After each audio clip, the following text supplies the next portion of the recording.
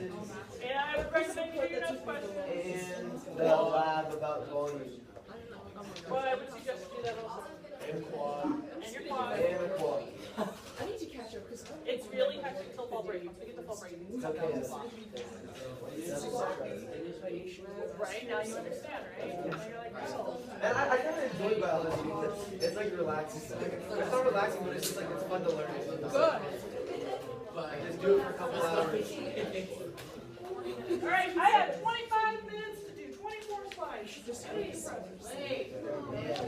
that's like one.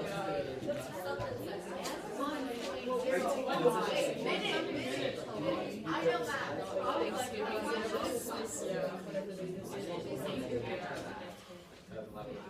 Oh, that at least it hurts.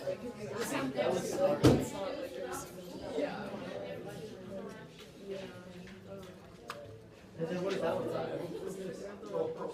What days are you supposed to dress nice? Yeah, Monday, Tuesday, Wednesday, Thursday, until 4. All right, here we go. Today we're going to talk about the cell membrane, the features of the cell membrane, as well as the proteins that can be embedded in and what they do as far as regulating movement into and out of the cell. We often call the cell membrane a lipid or a mosaic. Okay, a mosaic. And sometimes kids are like, what is a mosaic? Well, here's a mosaic. It's just a lovely fish mosaic. And what a mosaic is like each of these individual parts is just a piece of glass, but they all come together into making something bigger than each individual part. So when we talk about the fluid mosaic model of the phospholipid bilayer, it turns out that what we're looking at is that each individual component of the bilayer itself is just a molecule. But when it all comes together, it serves a really impressive function. And that's required for life to be sustained. And so here's what we have. Right? We've seen this picture before. All biological membranes are selectively permeable. So here's what that means. We know that this is nonpolar. And we know that this is nonpolar because there's a lipid. This is the phosphate part and this is the phosphate part. Okay? Well, because this part is hydrophilic and this part is hydrophobic, or hydrophilic also, and this part is hydrophobic, this hydrophobic area between our two aqueous environments is what's allowing the inside of a cell to be different from the outside of a cell. So what's going on here is different from what's going on out here. And the reason that can happen is because of our phospholipid bilayer. Okay? It allows the interior portion of the cell to be different from the exterior portion of the cell. Okay? So cell membranes, this is what we said, are fluid mosaics of both lipids and proteins. We said before that phospholipids are what we call amphipathic. They have both a hydrophilic area and a hydrophobic area. And this phospholipid bilayer exists as a boundary between these two aqueous environments. This is so important because that membrane, and this is your quad tonight, controls the passage between the interior and the exterior portion of the cell. Okay? So that's why we call it selectively permeable. Okay? There are a few things that can just get across by themselves, but for the most part, this is going to be a wall between the inside and the outside, and that wall is going to prevent stuff from coming and going that shouldn't be. Okay? It allows the interior portion of the cell to be different from the exterior portion of the cell. Okay. So most of those membrane proteins are also amphipathic. So they also have a polar and a nonpolar region. Well, that makes sense because when we look at this diagram that we started to look at last time, what we saw was we have these proteins that are embedded within that membrane. And in order for that to work, this region of the protein needs to be hydrophilic. This region of the protein needs to be hydrophilic. But this part here is going to be hydrophobic. And this part here is going to be hydrophobic. Because there's no bonds that are holding these proteins in place. It's simply the love or hate of water. What does that mean scientifically? Like the love and hate of water, like molecularly? What is that? That's polarity. Remember, the light dissolves likes the polarity, right? So we have this polar versus non-polar, opposites attract. attract, right? Yeah. That polarity, the Since those are the electronegativity. same, since the nonpolars are the same, or like the hydrophobic parts are the same, why aren't they repelling each But other? they're not charged. Okay.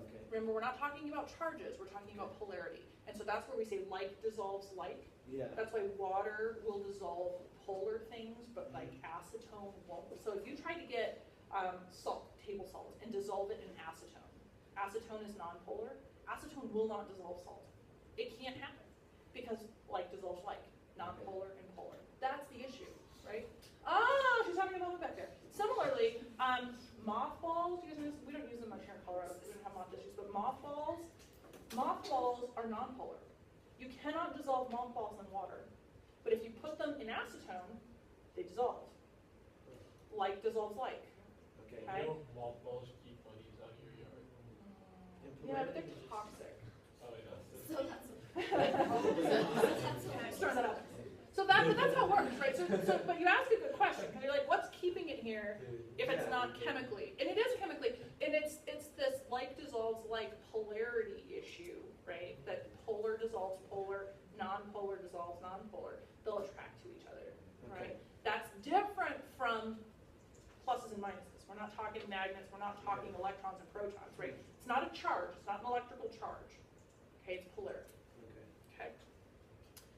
So what we end up with, and like you guys saw in the video, and you could certainly watch it again,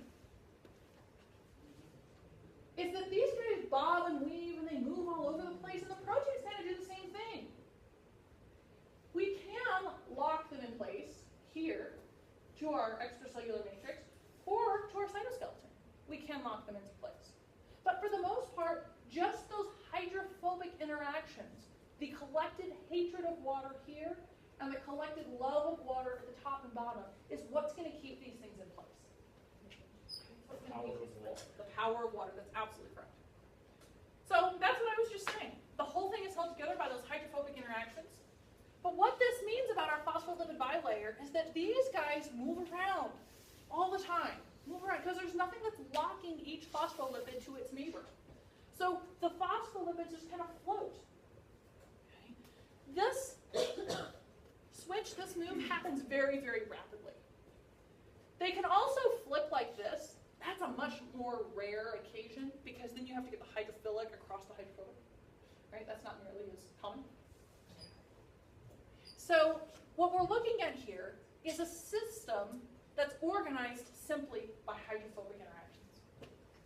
So those proteins can drift, they can move in a directed manner, or they can be locked in place by the cytoskeleton. Okay. But if they're not locked in place by the cytoskeleton, this is what we have. Drifting and moving, the protein's drifting and moving. The cell is a living thing, okay, and it responds and moves. So the membrane is fluid, so we're talking about it. All this stuff's moving around, but it's made of lipids. So I want you to think for a second about a stick of butter. Real butter, not fake butter. Okay, so you get a stick of butter, and it's in the fridge, hard or soft? Hard. Really hard? Pretty. Yeah, like it's gonna rip your bread if you try to make toast, right? Yeah. Like that's hard butter. Okay, so cold turns lipids really solid, Rigid. very rigid. But if you leave that same stick of butter out on the counter, it gets pretty soft. Is it still a solid? It's a mushy solid. It'll change its shape, but I can make toast and not destroy my bread, right? Absolutely. So that's a lipid, right? That's a fat. Same thing that we have going on over here. So in order for the fluid mosaic model to work, all this movement to occur within our phospholipid membrane, we have to be able to have a squishy membrane, right? It has to be able to respond to its environment. It can't do that when it's solid. So we have to, in the face of a very, very rapidly changing environment, the membrane itself has to be able to change from solid and stay liquid. Because as soon as it goes solid, it can't respond to its environment anymore. Yes? Is that how hypothermia works? No, hypothermia is when your body just shuts down. It's done. So this is what we were just talking about. Well, what does that mean your cell can do? So for me, if I get cold, I put on more clothes, and if I get hot, I take them off. It's pretty simple. But if I'm a tree in the yard, I have different options. In fact, none, right? Oh, I have some options. But I have to do something to keep my membranes fluid in the face of, I don't know, winter, right? So what do? Well, you change what's your membrane made of. So remember when we were first learning about lipids, I said, well, we can add a double bond, make it unsaturated, and when we do that, it becomes less dense. That's going to allow adding these double bonds to these these lipid tails is going to allow them to stay liquid in colder temperatures. It's going to allow them to stay liquid at colder temperatures. Well, in the summer, it heats up. The kinetic theory tells us that the hotter it is, the faster things move, right? That's what the kinetic theory tells us. So as the temperature heats up, we end up having so much phospholipid movement that that membrane could fall apart. That's not good, because if the membrane falls apart, the cell is dead. Okay, not good. So then it becomes a matter of, well, how do we keep the membrane together if it's 100 degrees outside? Well, we can get rid of these double bonds, make them stick together. We can also do something, add cholesterol. Add cholesterol. We learned about cholesterol. We said they were lipids, right? So they're non-polar, they're going to fit right in here, right? Cholesterols are almost like temperature buffers. Temperature buffers. When temperatures aren't cold, they will prevent the lipid tails from sticking together too tightly. Okay? Just like those kinked lipid tails would. But when it gets really hot, the cholesterols kind of act like bookends to keep things where they belong. So we can add or remove double bonds, we can add or remove the cholesterols in order to maintain cell structure in the face of a changing environment. But this doesn't happen instantly. Cannot happen instantly. It takes time for an organism to facilitate this process in its cells. So I want you to think about winter. Last winter, on November 17th, first period told me, we had a cold snap. We had our first snow day in November. I don't think it's ever happened. Do you remember that? It was 80 degrees one day, and then that night we had a cold front blow in, and it snowed, right? And I thought for sure Ed Green and Kathy Saban were all liars. And I went home with nothing to do, and the next morning, well, there you have it. We had a huge temperature drop. We went literally 50 degrees overnight, dropped. That kills plants. Now, getting down to 30 degrees isn't the issue. 30 degrees is going to come in December or January or whatever. It's the fast drop in temperatures where plants don't have an opportunity to change the structures of their membranes. If we have a slow, steady drop into that temperature, we're good to go. The plants modify their membranes, they add the proteins, they take them away. But when it happens suddenly, they can't prepare and they die. Why does it take time to? Well, it's a lot to do, right? Because you're literally going in there with enzymes and you're removing a hydrogen and building another bond, right? I mean, every single one of these is a chemical process. Yeah. Okay, and so the plant has to kind of build up to that. It can't happen instantly. And it should happen slowly. As it gets colder, we'll start to add cholesterols, we'll start to add those double bonds, and then ever so gradually it gets more and more and more. What's the big deal? Membranes must be fluid to work properly. It cannot be too cold. If so, they'll solidify, and that would be bad. The membranes that are too fluid can't maintain their structure, so it can't be too warm. So either way, those extreme temperatures are very difficult for life to endure. But we can have these variations in that lipid composition that are adaptations to remain that appropriate level of membrane fluidity in changing environmental situations. That's the take-home message there. This is an example. Winter wheat is often grown. This is what I was just saying earlier. What are some strategies? Change the percent of unsaturated phospholipids. Okay. Winter wheat does this. In general, this is a big deal. Organisms with an appropriate level of membrane fluidity for their environment are favored by natural selection.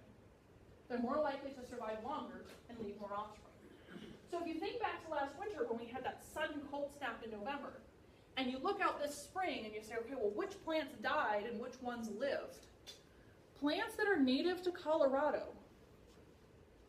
have been selected for to be able to withstand these massive shifts in temperature, because that happens here all the So time. they can do that really fast. So they can do it faster. That's natural selection. That's natural selection. So what plants die? Oh my gosh, we're blowing our minds, right?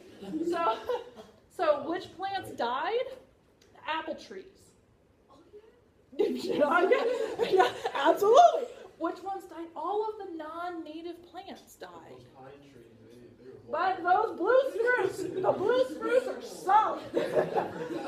Right? Again, so do you see what I'm saying? Why are those ones year round? Like pine. Blue spruce, because they can exploit the sun year round. They have a very different cuticle. So when you're shopping for a home in the next 20 years and deciding on a landscape, well, maybe you'll choose to live in Florida, which wouldn't really work out for the blue spruce. But when you're choosing this, look closely at the plants in your home area. Are they native? Those are the ones that will live. Because everything was biologically. You're like, here we go. Right? Yes. So will non-native plants, like if they're introduced into the environment gradually, they'll eventually be different here than they would where they're from? Correct. Yeah. So this is what selection is saying. So now, not all of the apple trees died. Mm-hmm. Some of them made it through, right? And so this is where the whole evolution thing comes into play, right? Where the ones that lived are more likely to survive and reproduce more Okay. if we were to then take the apples off those trees and plant them somewhere else, right? But do you see what I mean? And then that trait for survival in this environment would proliferate. Okay. Okay? But we would be different than apple trees in Florida who need a different trait, probably to do with heat. Yeah. Yeah. For the double bonds that create the unsaturated phospholipids, how are they formed? Are they just It's an enzyme. Oh, so then once they take them out, then the enzyme just takes them. So it's removing a hydrogen, right? That's what we're doing. So when we add the double bond, we're removing a hydrogen, and that in order to have your octet rule maintained, we have to add a double bond when we pull out that hydrogen. So there's an enzyme that will actually modify that phospholipid or that lipid tail. And like once it gets warmer, Then they'll put it back. Then they'll put it back. Right? Yes. So with the extreme temperature drop killing many plants, does that happen to animals or like would that be much less? So typically when we have massive temperature changes for animals, they die long before we get to phospholipids. They're going to die because of denaturation of proteins. Right? Because remember that proteins have a very narrow, successful range for temperature. Yeah. And so if we're getting too hot or too cold, typically the issue is the proteins long before it's the fluidity of your membranes. Okay.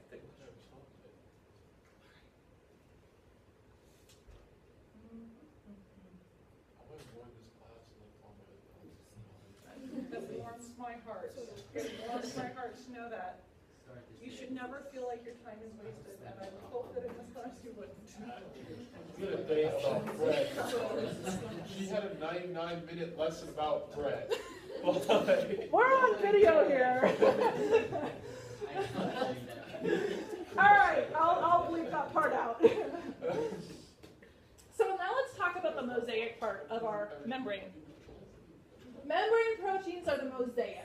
So we just talked about the fluid, right? So we talked about the fluid and the fact that we have to stay fluid in order for this to work. Then I told you that this is called the fluid mosaic model. The mosaic part is this protein stuff, right? The proteins are embedded in your phospholipid bilayer. And the proteins are what's actually going to control passage of stuff. Remember I said this is just the wall. This is the wall that's going to control the inside and the outside. But the cell has to interact with its environment. It has to get reactants in. It has to let products out, right? It has a job to do, and it has to interact with the environment around it. So how does it do that? It does that with proteins. Okay, and the proteins are embedded here in that phospholipid bilayer. We have two different kinds of proteins in general. We have integral proteins, which go all the way through. Okay. Most of these are called transmembrane, which means they go all the way across the membrane. One side interior, one side exterior. And we also have peripheral proteins, they don't embed in that lipid bilayer, but they're more loosely bound to the surface. Here. Last unit we talked about 8 functions of proteins. Membrane proteins can do most of those. So here's our, it's essentially the same list. We have 6 here. These membrane proteins can float around like we were talking about earlier, but they can also be locked into place, okay, by our cytoskeleton or our extracellular matrix, either way. Okay? So they can move around or they could be locked down. So our 6 functions: transport, enzymes, attachment, recognition, joining, and signal transduction. We'll go through them one at a time. Our transport proteins, again, span the membrane. Next class, we'll look at these in depth. Okay? We're not going to get to it today. That's okay. But our transport proteins are what allow stuff to come and go between the interior and the exterior portion. This can be passive or active. The difference is ATP. Passive means stuff is just moving down its concentration gradient. Active means we're moving stuff against its concentration gradient, but we use the power of ATP to make that happen. Enzymes, remember enzymes are biological catalysts, encouraging a reaction to happen. Enzymes can be embedded literally in the phospholipid bilayer. Usually they're paired up, though not always, because often we have multiple chemical reactions that have to happen in succession, and each of those are going to require a different enzyme in order to be accomplished. Attachment to the cytoskeleton, this is what I was telling you earlier, it's just going to help us maintain shape. Okay, a place to lock things together. Yes? Maintain shape of the phospholipid bilayer? The cell itself. And this is the most. Okay, what's maintaining shape of that phospholipid bilayer are those hydrophobic interactions, Oh, okay. right? So these guys aren't just going to Those Come just apart. like make the cell out of shape. correct. Proteins can serve as cell-to-cell recognition or ID tags. Just saying, hey, what's your name? Oh, I'm whatever. I'm a nerve cell. Oh, I'm a muscle cell. Have a good one. I'm smooth muscle. Whatever. Okay. Glycoproteins can just be protruding out the side. Say, who are you? They can literally be joined together when it's important that cells are joined. The proteins can literally lock together. We'll discuss this at length next class or the class after, we'll see. Signaling. A signaling molecule, which is also known as a ligand, an example of that would be such as a hormone, might want to tell your cells to do things. If it does that, the ligand, the hormone, whatever it is, doesn't actually go into the cell. The cell just needs to know it's there. So we have a protein that's embedded here that's looking for it, and when it finds it, it tells the cell, hey buddy, you should probably divide, or you should probably transcribe more of that protein, or whatever. Okay? So this is the outside talking to the inside. We call that signal transduction. Okay, either next class or the class after. An example of surface proteins being a big deal is blood types. If you don't know your blood type, you should ask your doctor. It's a good thing for you to know. Getting a blood transfusion of incorrect blood could kill you. Usually, well, I shouldn't say usually, always in the medical field, if they don't know what your blood type is, they're going to give you O. The only time that should ever happen, where they don't know what your blood type is and you need blood so urgently that they're not going to take the time to find out, is in the case of some kind of huge catastrophe, right? Something totally catastrophic has occurred. What's the blood that you can use, like, it always? Blood type O, so that's what we're about to talk about. If you have AB, you're the universal receiver. Yeah. If you have O, you're the universal donor. Okay. So it has to do with these cell surface proteins. I hope I have AB blood.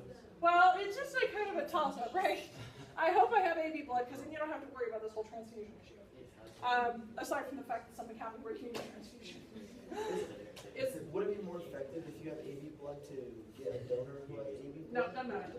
Doesn't matter. Yep. There's like this thing I always found out with like the plus and minus. Yeah, there's a whole other system that has to do with, I think, carbohydrates that are pluses and minuses. Mr. Hayes knows. Sorry, that's a human anatomy, but I think it's carbs. But with proteins, if you have type A, you have type A cell surface proteins. If you have B, you have the B proteins. If you have AB, you have both, and if you have O, you have none. Okay? Well, the problem is if you are A and they give you B, your immune system is going to see that and go, invader alert, and then all of a sudden your immune system is attacking your blood. You need that to, get oxygen, and now you're dead. That sounds crazy. Imagine I don't even know how they fix that, or if they can fix that. I'm not really sure what the process is with that. That's like suicide. Well, you don't do it to yourself. Well, your body is killing yourself. Like, Well, yes. So that's an autoimmune issue. Yes. So your immune system would attack these invader molecules. Now, if you have AB, you could get any of these bloods, and your immune system would be like, oh, that's cool. If you have O, you can't have any of these, or you're in a whole lot of trouble. But if you have blood type O, you'll hear about this on the news sometimes, when they're usually after some kind of really awful tragedy. They'll say, if we need blood, especially if you're type O. And it's because this is the universal donor, and this is what they stock in emergency rooms, right? Because people come in and they need blood, and they need it now. And we don't have time to figure out which one of these you are. So this one, if you're type O, they really, really ask you to donate blood, because that can go to anybody, and they don't have to worry about it. So this is what they stock. Yeah? If you have like type A or something, and then they give you type O, it cannot be bad in any Nope. way? Okay. Nope, that's fine. This can go to anybody. Okay? So like, And even if you're AB, you can take A or B, okay. or AB. And like your body, like nothing will happen even though you're like lacking those proteins. Correct. Okay. Yeah, your body will not attack them. Now, these are just short-lived. Your body is going to regenerate its own red blood cells once it's like not in an emergent situation. Yeah. This is just to kind of stem the tide until you can do it yourself again. Yeah. So they don't live real long anyway. Okay. Yes. If you're like blood type A or B, can you take AB too? No. No. So if you're B, you cannot have this one because you will attack it because it has A on it. So